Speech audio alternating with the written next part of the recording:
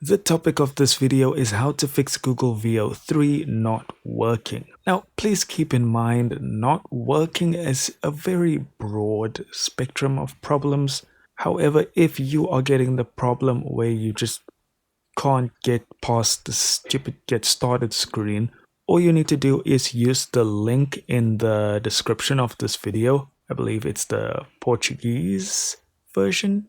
And yes, you should be able to click into Flow here. Everything works perfectly fine. You can log in and all that jazz.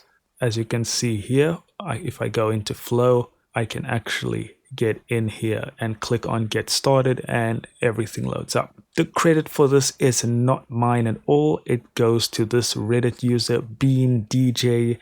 You are the person. Thank you very much. Do consider liking and subscribing, and I will see you guys in the next video.